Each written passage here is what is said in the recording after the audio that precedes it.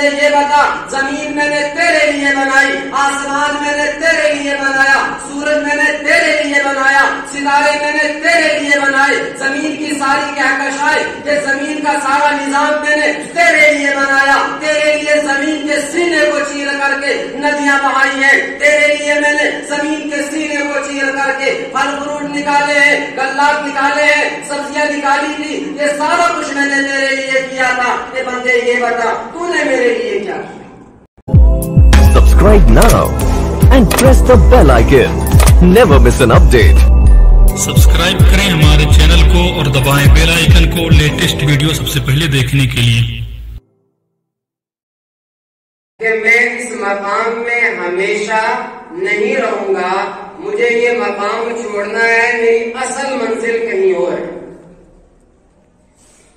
یہ سارا دنیا کا نظام، ہماری ساری صبح و شام کی تگودو صرف اس دنیا پر منحصر ہے کہ ہمارا کس طرح یہ دنیا ہماری اچھی ہو جائے، یہ دنیا ہماری بہتر ہو جائے۔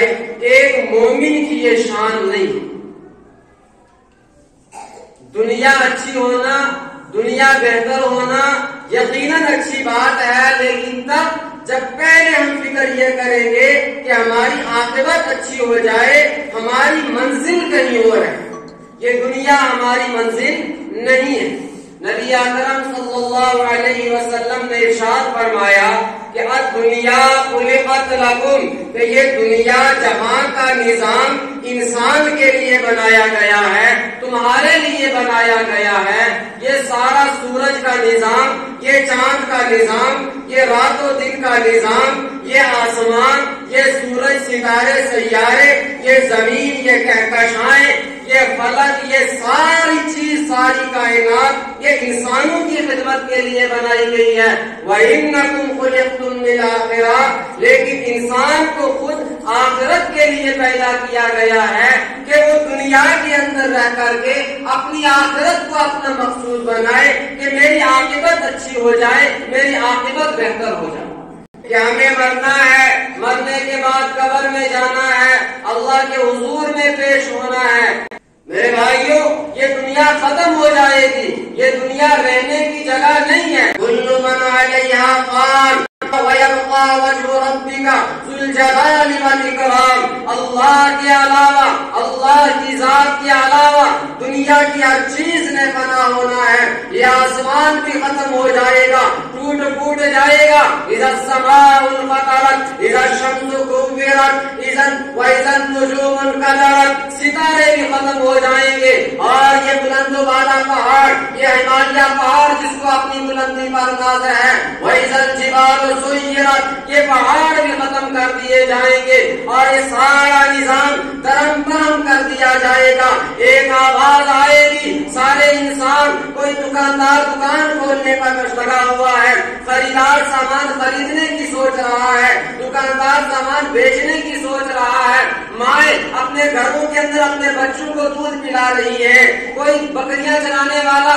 اپنی بکریوں کو لے کر کے جا رہا ہے۔ اچانک ایک آواز ہوگی، اس آواز کے نتیجے میں دنیا کے اندر جتنے لوگ ہوں گے سب مر جائیں گے، کوئی باقی نہیں بچے گا۔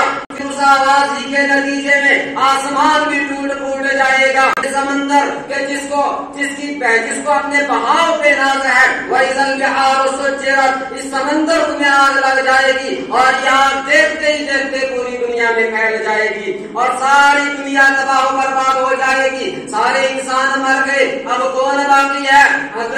حضرت اسرائیل علیہ السلام کہیں گے، بارے الہ، ایک فرشتے باقی ہیں، ایک آپ کی ذات باقی ہے، آگ اٹھانے والے فرشتے باقی ہیں۔ اللہ کہیں گے، اے اسرائیل، جبرائیل کو بھی موت دے دے، میکائیل کو بھی موت دے دے، اسرافیل کو بھی موت دے دے، تمام فرشتوں کی روح کو قبض کر لیا جائے گا۔ اسرائیل آپ بتاؤ اب کون باقی بچا؟ کہے بارے الہ، اوپر آپ کی ذات ہے، نیچے میں اسرائیل ہوں۔ اللہ کہیں گے کیا تو نے میرا فرمان نہیں سنا ہے؟ کل من علیہا فان، ہر بندے کے ہر نفس کے اوپر موت آنی ہے، ہر نفس نے فنا ہونا ہے۔ کہے گا بارے الہ ضرور سنا ہے، حکم ہوگا پھر مر جا۔ حضرت اسرائیل علیہ السلام ایک آواز نکالیں گے اور حضرت اسرائیل علیہ السلام کی روح بھی قبض ہو جائے گی۔ لیکن صرف کہ بس مر گئے اور سب فنا ہو گیا.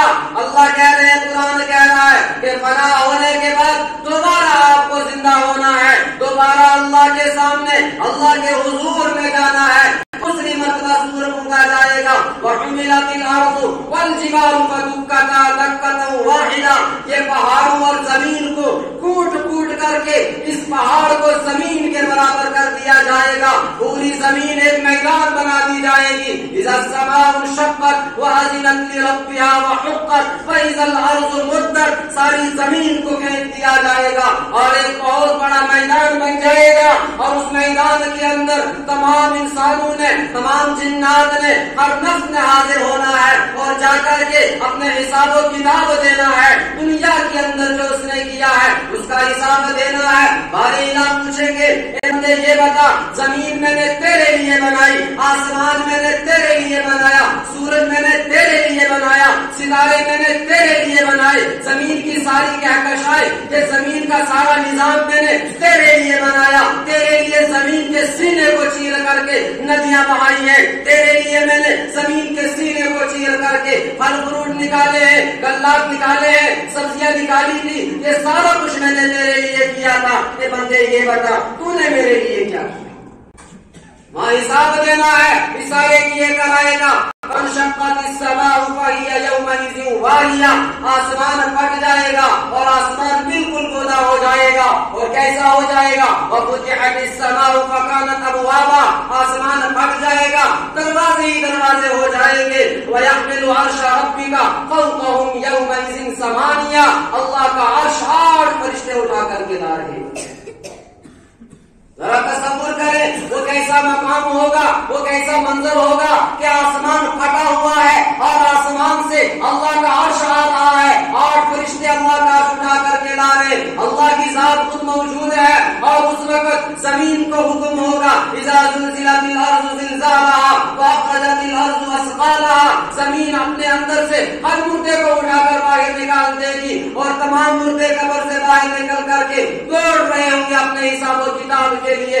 آپ کبھی ذرا تصور میں تو لائے کہ کبھی ذرا سوچے تو صحیح کہ ایک ایسا وقت ہے کہ ہم جا رہے ہیں, سامنے بارے الہ موجود ہے اور بارے الہ وہاں پر پوچھیں گے, بتا بندے تو نے میرے لیے دنیا میں کیا کیا؟